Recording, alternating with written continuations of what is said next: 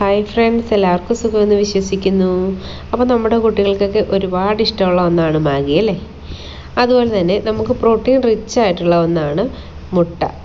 അപ്പോൾ നിങ്ങളുടെ കുട്ടികൾ മുട്ട കഴിക്കുന്നില്ലേ? വിഷമിക്കേണ്ട, നമുക്ക് ഈ ഒരു പാക്കറ്റ് മാഗിയുടെ കൂടെ ഒരു മുട്ടയും കൂടെ ചേർത്ത് അടിപൊളിയായിട്ടുള്ള റെസിപ്പി തയ്യാറാക്കാം.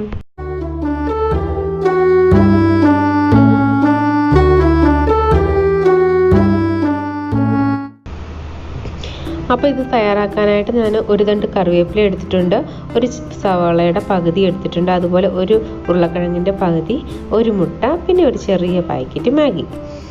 അപ്പോൾ ഞാൻ മാഗി നമുക്കൊന്ന് തിളപ്പിച്ച് ചൂടാക്കി എടുക്കണം. അതിനായിട്ട് ഞാൻ 200 ml വെള്ളം ഒഴിച്ചിട്ടുണ്ട്, അതായത് ഒരു ഗ്ലാസ് വെള്ളം. അതൊന്ന് തിളച്ച് വരുമ്പോഴേക്കും നമുക്ക് ഈ മാഗി ഒന്ന് പൊട്ടിച്ചിട്ട് കൊടുക്കാം.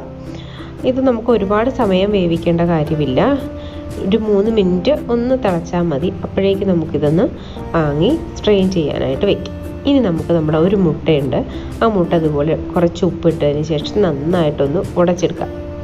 നിങ്ങൾ ഹാൻഡ് വിസ്ക് വെച്ചിട്ടോ അല്ലെന്നുണ്ടെങ്കിൽ ബീറ്റർ വെച്ചിട്ടോ ഒക്കെ നമുക്കതൊന്ന് നന്നായിട്ടൊന്ന് വിസ്ക് ചെയ്തിട്ട് നല്ല ഫ്ലഫി ആയിട്ട് കിട്ടാൻ വേണ്ടിയിട്ട് നന്നായിട്ടൊന്ന് അടിച്ചെടുക്കുക. ഇനി നമുക്ക് ഒരു പാനിൽ കുറച്ച് ഓയിൽ ഒഴിച്ച് കൊടുക്കുക. അതിലേക്ക് നമ്മുടെ ഈ മുട്ട ഒഴിച്ച് കൊടുത്തിട്ടുണ്ട് ഞാൻ. അത് കണ്ടില്ലേ, കാണുമ്പോൾ തന്നെ അറിയാം നമുക്കിത് വളരെ സോഫ്റ്റ് ആൻഡ് ഫ്ലഫിയാണ്. നമുക്കിതിപ്പം ഇങ്ങനെ മുറിഞ്ഞു പോകുന്നതെന്ന് പറഞ്ഞുകൊണ്ട് ഒരു കുഴപ്പമൊന്നുമില്ല. നമ്മൾ എന്തായാലും മാഗിയിൽ ഇടുമ്പോൾ നമ്മളിതൊന്ന് മുറിച്ചാണ് ഇടുന്നത്. അപ്പോൾ ഇതിങ്ങനെ ഒന്ന് മറിച്ചിട്ട് കൊടുക്കാം. ഒരുപാടിട്ട് അങ്ങ് ഡ്രൈ ആക്കണ്ട, മുരിച്ചെടുക്കണ്ട, ജസ്റ്റ് ഒന്ന് മറിച്ചിട്ടതിന് ശേഷം നമുക്കിതെടുക്കാം. ഒരു പാത്രത്തിലേക്ക് മാറ്റാം. ഇത് നല്ല ഫ്ലഫിയാണ്, നല്ല സോഫ്റ്റാണ്. അപ്പോൾ അത് റെഡിയാക്കി എടുത്തിട്ടുണ്ട്. ഇനി നമുക്ക് കുറച്ച് ഓയിലോടെ ഒഴിച്ച് കൊടുത്തിട്ട് ഈ സെയിം പാനിൽ തന്നെ നമുക്ക് കുറച്ച് കടുകും കുറച്ച് കറിവേപ്പില ഇട്ട് മൂപ്പിക്കാം. അതിനുശേഷം ഞാൻ എടുത്ത് വെച്ചിരുന്ന സവാള ഞാൻ ചെറുതായിട്ട് നുറുക്കിയിട്ടുണ്ട്, അതുകൂടെ ഇട്ടൊന്ന് മൂപ്പിച്ചെടുക്കാം.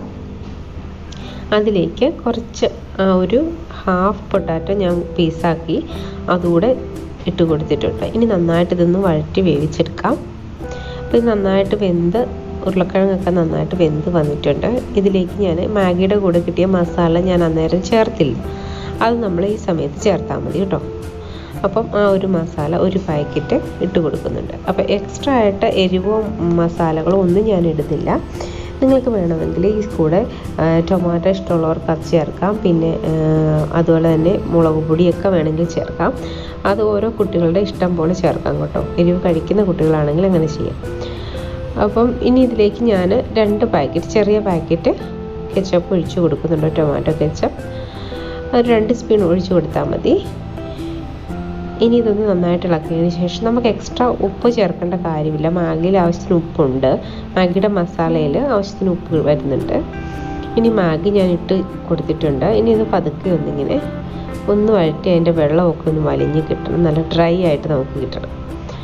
അപ്പം ഇതിലേക്ക് ഇതെല്ലാം ഒന്ന് പിടിച്ചാൽ മതി. ഇനി ഞാൻ മുട്ടയെല്ലാം ഇതുപോലെ ചെറുതാക്കി പീസാക്കി വെച്ചിട്ടുണ്ട്, അതുകൂടി ഇട്ട് കൊടുത്തിട്ടുണ്ട്. ഇനി ഇതെല്ലാം കൂടി നമുക്ക് നന്നായിട്ടൊന്ന് ഇളക്കിയെടുക്കാം. അപ്പോൾ ഇത്രയേ ഉള്ളൂ, നമ്മുടെ മുട്ട മാഗി റെസിപ്പി ഇവിടെ റെഡി ആയിട്ടുണ്ട്. ഇനി നമുക്കിതൊരു പ്ലേറ്റിലേക്ക് മാറ്റാം. അപ്പോൾ നമ്മുടെ കുട്ടികൾക്ക് ഇനിയിപ്പം മുട്ട കഴിക്കാത്തവർക്കും പേടിക്കേണ്ട ഒരു കാര്യവുമില്ല, ഇങ്ങനെ ഒന്ന് ട്രൈ ചെയ്താൽ മതി. അപ്പോൾ എല്ലാവർക്കും വീഡിയോ ഇഷ്ടപ്പെട്ടെന്ന് കരുതുന്നു. Thank you, by.